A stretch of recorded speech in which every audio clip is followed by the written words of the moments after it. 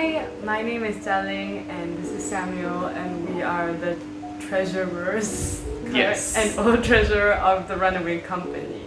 So I'm Jialing, I'm the current treasurer of the Runaway company and current producer. I am Samuel. I have been the treasurer of TRC for the past 2 years since its founding, and as a result I've also produced every show since our start. Yeah, that's what I've been doing. And in the meantime I've also done other things like sing or act or other miscellaneous stuff. Yeah. Okay. Yes, cool.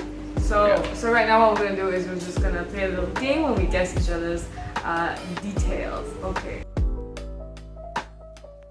So I'm just gonna give him a minute to write his answer.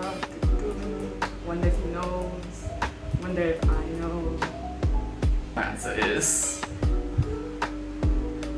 her name is Jialing. I know that very well because I always have to write her full name, like a statutory full name, in all the grants. As for her birthday, I put question mark, maybe December, and that's because I'm really bad at birthdays. I don't really remember any of my friends' birthdays. I'm sorry, everyone. But she feels like she could be a December baby, but who knows? Yeah. I'm so So bad. what's the truth, Jialing? What's the truth? So my name is Jialing. Yeah, I am not. Question mark, maybe December, maybe. I am actually born in June. My birthday is the 2nd of June. So, not bad. Not bad. 50%. Twice is correct. Okay. Okay, Alright, so now my turn to guess this one.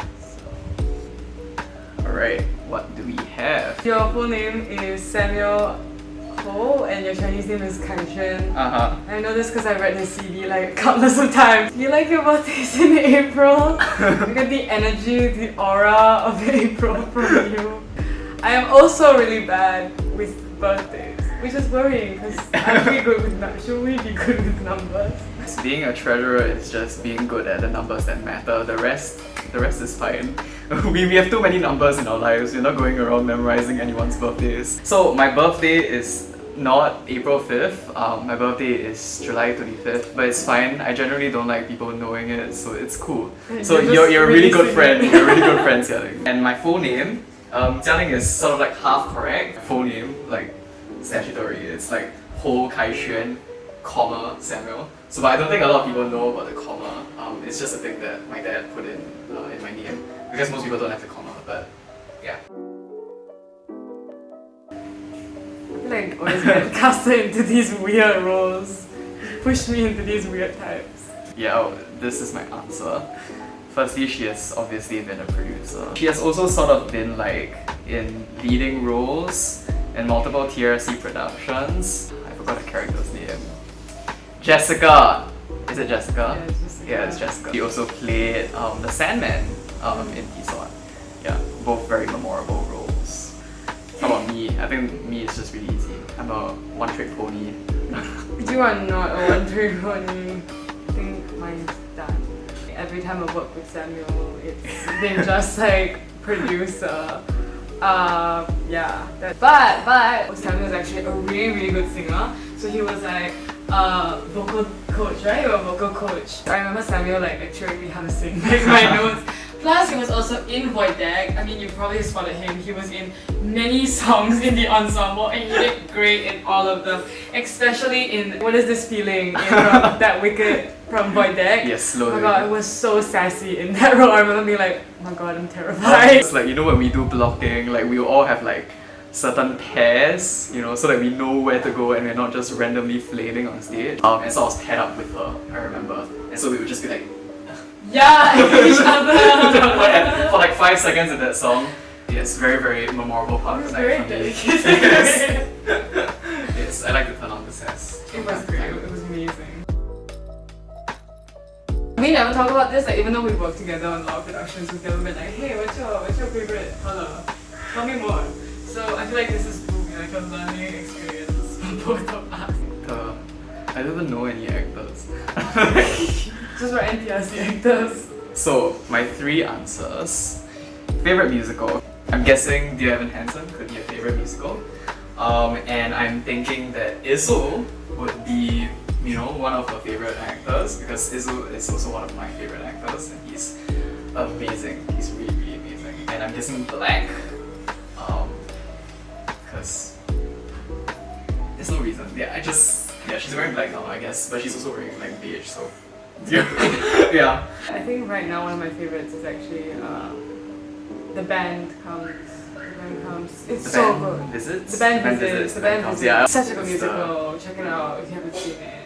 Yeah, Izu is one of my favorite actors. He's so good. Like, he's actually so good. I met him in JC in acting club, and oh my god, he was terrifyingly good. I was like, wow. Black is, I wouldn't say it's my favorite color, but I would say it's one of the best colors out there because it's so easy to wear. Like, formal occasion, informal occasion, edgy punk, back to formal occasion. It's really easy and versatile, so I love it. It's a good choice. I don't think anyone in the world knows my favorite color, probably because I don't have one, so. In front of my face. So, my choice for the three is, first favorite musical is Chicago. Because I feel like it's either, like, it could go both ways, right? I feel like with you, either you could love some like really like obscure, like Sunday in the Park with George, or you could love something that's like everybody knows it, every single person knows it. So I feel like I'm gonna bet that everybody won. You just said you love Izu, so I'm just gonna say because I also don't know any actors. Should probably figure them out. And I feel like green. I was gonna say black, but you said you don't have a favorite color. And it's so hard to tell because Samuel wears the same 3 shirts and 3 pairs of pants every single time I see him. So yeah. Chicago is definitely one of my favorite musicals. I really, really love it very, very much. It's just musically so infectious. On the topic of favorite musicals, I mean, I think all of us have just like a lot of favorite musicals, so it's just difficult to pick one and to say that it's the best, right? Yes, Izu is one of my favorite actors, for sure. I mean, yeah, watching Izu, like, personally, yeah, that's just something different, so yes, please go and watch Izu act personally. Green, I guess green works. My favorite color is just whatever the cheapest like clothes there are, like what the color is. First, I mean, I definitely did meet Jialing in Raffles Players. Another one I'll talk about is also during TRC. Yeah, so in Players, I mean, of course, like we met there, right? But I think one of like my biggest impressions that I had of Jialing was when she played a character in David Orban's Proof. So I think that was the moment when she really made like one of the biggest impressions on me in terms of like our friendship, because I think that was the moment when she really like showed that she was such an amazing actress, was really like unlike any other, and like yeah, it's just really, really amazing. Like when you see someone go on stage and you see them shine like that, it's very, very memorable. Just going with like the biggest impression. My first memory with her, I think it was after Void Deck, right? And she like messaged me and she was like, "Hi Samuel, can I help anything with producing?" And I was so excited because no one had ever asked me this question before. Like, I think everyone that I talked to about producing and budgets and finance, they're just like, okay, cool, bye. But she really sort of like came at the problem and she showed like a lot of interest, and I was like, wow, this is really, really amazing. And that's sort of like the start of the story of how I'm passing over my role to her. And so I really remember that moment as well, because it's rare for people, people of her skill level, people of her talent to be interested in these kinds of things, and it really warms my heart that she's so willing to learn all of these other things in theatre as well, and it really reflects a very strong passion for theatre. Whew, I gotta top that.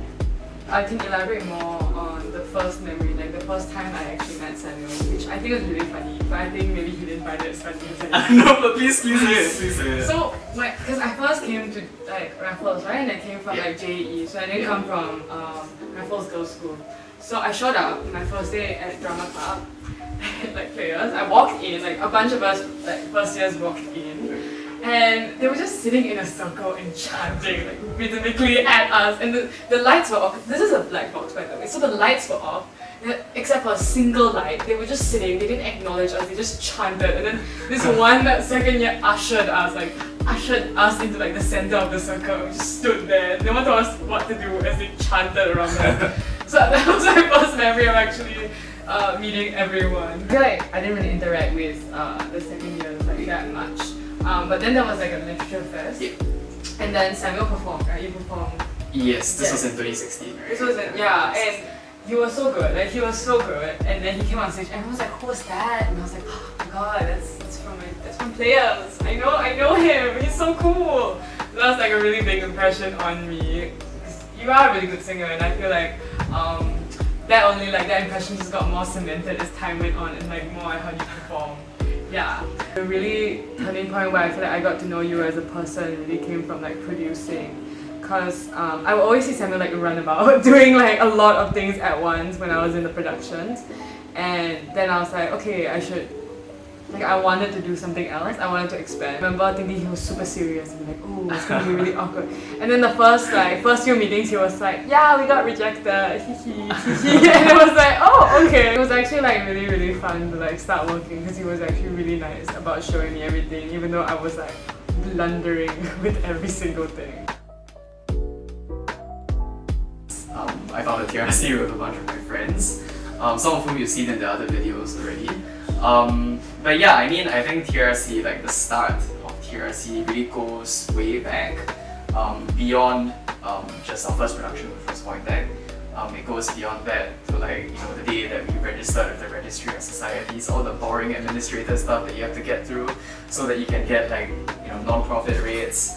And you know, it extends even further back beyond Runaway, which was, you know, this independent musical that we did, independently produced, written by Erica, amazing musical. It goes even beyond that into 2017 when we did No Day But Today. For that, I performed.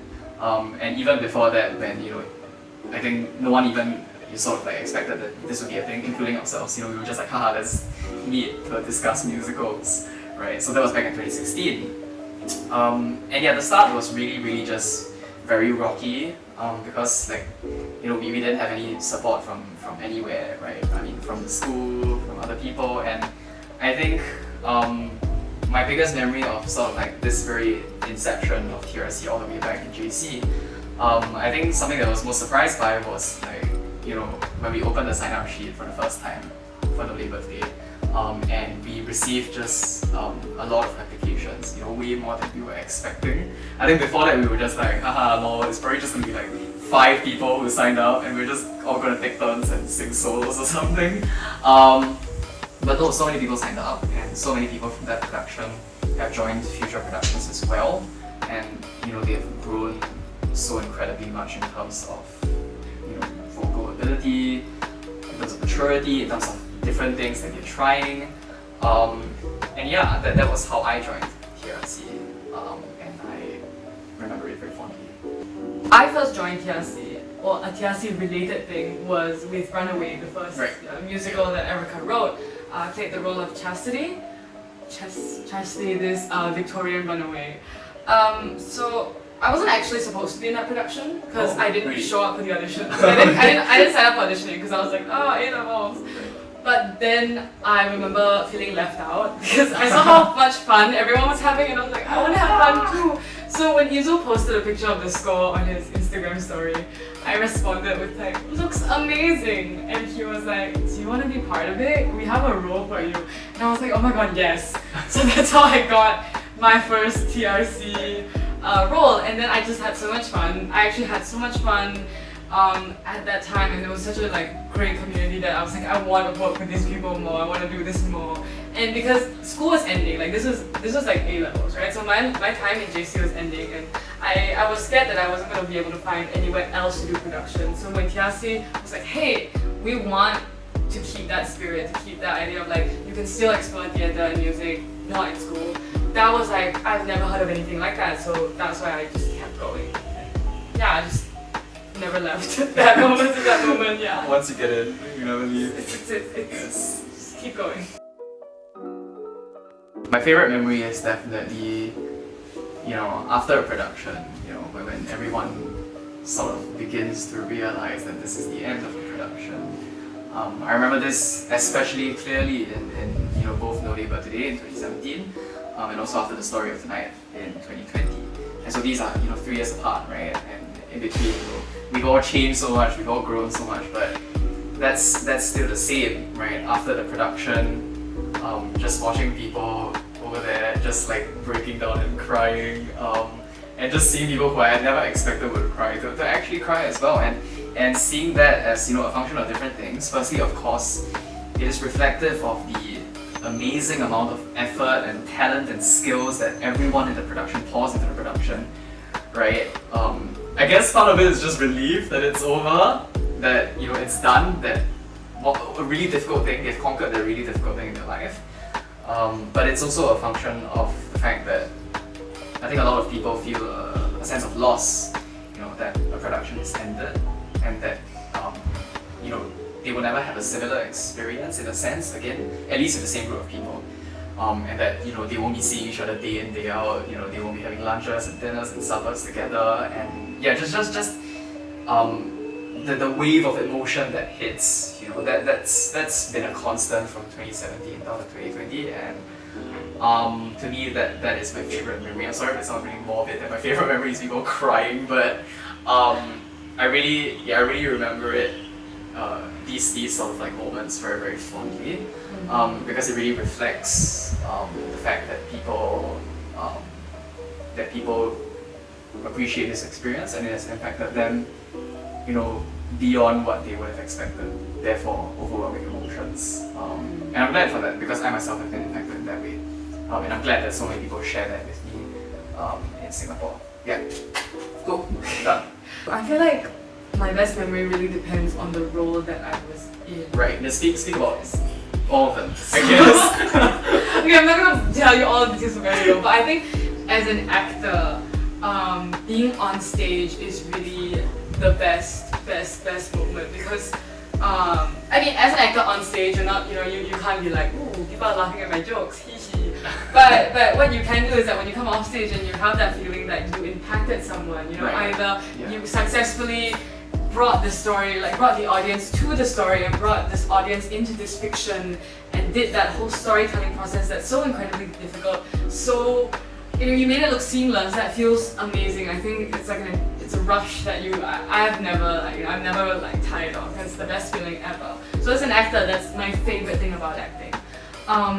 But I feel like as a producer and as a treasurer, it's a completely different thing, because your goal isn't to show off and get the audience in and be like, ooh, I love everyone. But it's more like a background role of trying to make sure that everything runs smoothly and everyone else gets to do what we set out to do and create these opportunities. So then that meant that as a producer, my best moment I think in producing was when we started Donate a Ticket program, in which we got charities and corporations to buy tickets and then donate these tickets to organizations with needy youths. So I remember getting an email it never came true in Story of Tonight, but I remember, because of COVID. But I remember getting an email from the organization we were working with that was Children's Wishing Well. Yeah.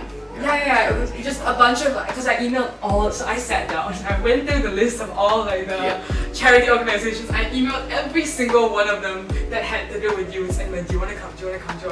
And I got a pretty good response. I got quite a large response for the amount of tickets we were offering, and then I got back an email from SPH that said we're willing to offer 100 tickets, and that was much more than the first iteration. So that rush was oh my god, I did something, I'm able to do something, because most of being a producer is about being rejected. So now being rejected feels amazing, and you feel it feels really exciting, because we set out to do this to bring opportunities to youth, right? You want to bring opportunities, and so being a producer, then my idea was why don't we bring more opportunities, not just for our actors and performers, but also for our audience members. So being able to do that successfully it felt really good. It feels amazing. I think, right now I'm sort of leading the committee in a really, really tough and a very, very difficult time. I think COVID has really hit all of us so incredibly hard. But I think it's also a really great opportunity for us to really sort of reimagine what community means in a post-COVID world. And I think, before COVID, a very big assumption, how we built community was very, very strongly tied to the idea of permanent space. We need somewhere to really call our home, and that's something that Jialing and I have been striving to do for the past 2 years. But I think now that we've been through the COVID world, we begin to realize that permanent space is no longer sort of like a necessity to build community. And we've seen this because we've been able to meet with friends, we've been able to share our interests, even if it's online, right? And so I hope what the committee can do in the future, and they've already come up with numerous really great initiatives since I have not been active. My wish is that they'll be able to build community that isn't tied to space and is based on relationships between individuals and based on interests which may not necessarily be music or theatre, but there are still interests which are shared between individuals, and to really build on that, so much so that we have a more decentralized idea of a TRC community, not one that is like directed by anyone or driven by anyone, but one in which we can facilitate all of these connections and to find people with common interests, and to find lifelong friends out of this TRC experience. And I think being divorced from this assumption of permanent space is a great start. At least the rest of the world is moving on from that conception, so we can too, and we don't need to spend and sink a lot of money in permanent space. Yeah, so that's what I think. My understanding of the community is that I think we should keep providing these opportunities, and we should keep thinking about how to provide these opportunities in times of COVID and post-COVID era, where, definitely COVID has impacted not just our ability to put up shows, but it's also impacted people's ability to come to shows, or people's willingness to take up arts again in the arts industry at large. So I feel like our ability to impact people needs to expand in that regard of being more encompassing in response to all these changes that's happening around us, to the youth in Singapore and the arts side. More than that, I feel like we should keep going with what we're currently going off, making sure that TRC is never tied down to like one particular personality or one particular like style. And that's something that Samuel has done so well, and his committee has done so well, and that's what I hope my committee, the committee that I work with, and these wonderful people continue to do. Because I think what's the best part of TRC that I found, one of my favorite parts, is that TRC's voice changes with its people, and it really stays with the times. It really stays with what youths want to talk about, because every single time it's the youths who are speaking.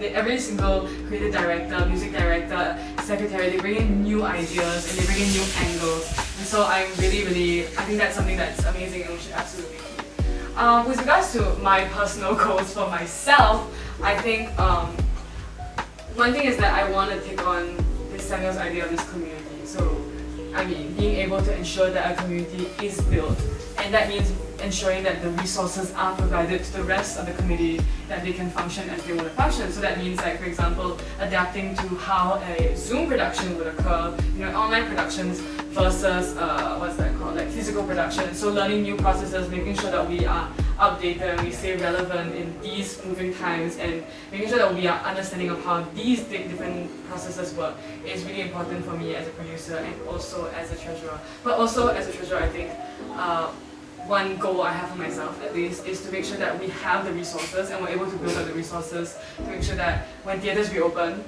we can put out the shows we've got lined up. And believe me, we've got amazing things lined up that we're so upset we can't put up for you guys. So we've got these musicals already written, ready to go. Drafted like 5th draft or 6th draft. So many. You will never see that on a normal timeline, so yes. So we're so excited to bring that to you, and as a treasurer and as a producer, it's my job, and I believe my job, to make sure that I can do that and we can do that.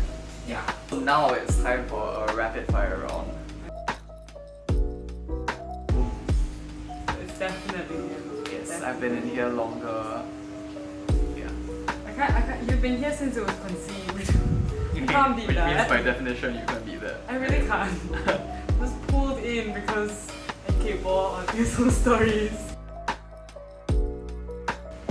I think it's me. Yeah, it's clear. Just look at what we're wearing right now.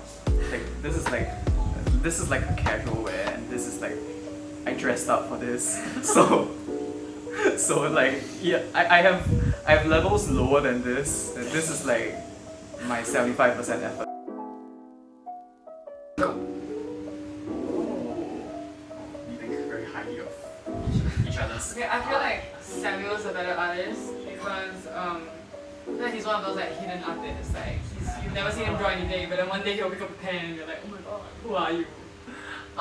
That's definitely not the case. I've not done like art and crafts since primary school, and the reason I haven't is because I'm really bad at it. Like not even self-deprecating, I'm just bad at it, and I'm fine with being bad at it. And the reason why I think it's jialing is because I just think I'm like rock bottom, so anyone else will be better than me. And I think jialing is probably better than me. I'm fairly sure she's better than me at art.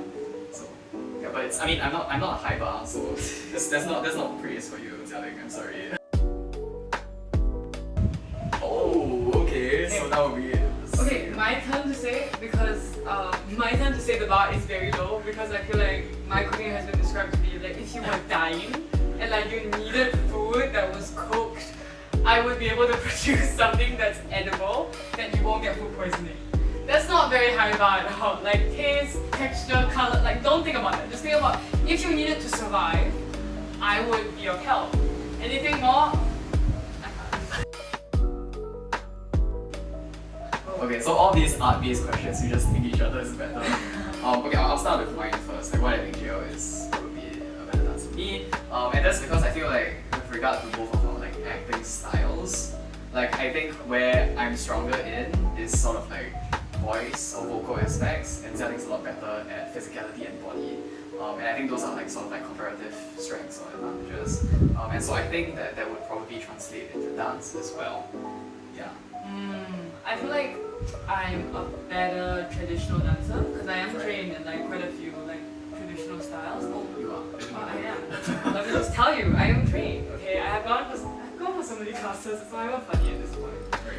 But I have seen Samuel twerk in a video and it was very well done. And I was like, I am honestly impressed. And so I feel like Samuel has more control over his body than he thinks he does. With that, we have come to the end of TRCTag with Xiating and Samuel, treasurer producers of TRC. Thank you so much for watching. Thank you so much for watching. And if you have any like other questions or you want to find out more about experiences, please feel free to ask us. We'll give you like a 2-hour like monologue because we are just so traumatized by everything. We just love it so much, clearly. Yes.